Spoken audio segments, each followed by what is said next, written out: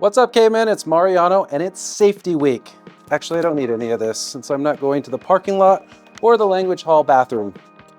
Today, we're talking about your brain and vaping. Let's start with some myths about vaping. Myth number 1, everyone is doing it. Actually, teen vaping is at its lowest level in a decade. 7% of teens vape in high school. That's about 150 of you. But I also want to talk to those of you out there who might encounter it or be tempted to try it. If you're worried about being like your peers, you're way more like them if you never start vaping. Myth number 2, vaping is not as harmful as other drugs. That may be true for some substances, but e-cigarettes are still packed with harmful things, like a higher concentration of nicotine than cigarettes and metal like chromium, formaldehyde, lead, and nickel. You're sending those dangerous chemicals and metals to very important places in your body like your lungs, brain, and heart. It's even more dangerous when you get a vape from a friend or dealer because you don't even know exactly what's in it. If you start vaping, you're 22 times more likely to start smoking and 3 times as likely to use other drugs when you're an adult. It's best to not go down that road at all. Myth number 3, vaping isn't addictive. The high concentration of nicotine in e-cigarettes preps the brain to be more susceptible to addiction and other substances. Nicotine quickly replaces healthy ways of relieving stress with temporary relief that inevitably leaves you feeling more stress and anxiety when nicotine levels in the blood drop. This starts an addiction cycle. Pretty soon, you start vaping more and more to try to feel normal, but are left more often with headaches, stomach aches, mood swings, and stress. Your brain is not fully developed until your mid-20s. Using substances right now can interrupt that development. Nicotine targets your brain's reward system and the part responsible for your emotions and mood.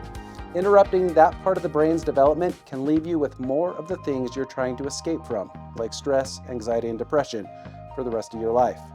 But you've heard enough from me about reasons to stay away from vaping. Let's talk to some fellow cavemen about why they don't vape. I don't vape because it's really bad for your mind and body. I don't vape because I don't want to become addicted. I don't vape because I want a clear mind. I don't vape because I like my lungs. I don't vape because I'm saving my breath for karaoke, not for fruity flavored smoke. I don't vape because it's stupid if you vape, so don't be stupid. Those are all great reasons. A fellow caveman or friend is actually the most likely place where you will encounter vaping. How do you say no to them? The key is to be direct and polite without making a big deal out of it. A simple "no thanks" or "I promised myself I wouldn't" works, and then shift the conversation to something else or leave the environment, like that park or parking lot your friends like to hang out at. You have a right to physical and emotional boundaries for yourself. Look, we know you're not vaping because you think it's healthy for you. You're trying to cope with the stress of life. You're doing it because you might be anxious, depressed, or curious. What could you do instead to cope? Here's a thought. The opposite of substance use is not sobriety, it is connection. If you're feeling anxious and depressed while trying to cope with stress, connect instead of turning to substances. Connect with your environment. Take deep breaths. Notice what is around you without judgment. Connect with what you're thankful for. Practice gratitude for the many things you do have.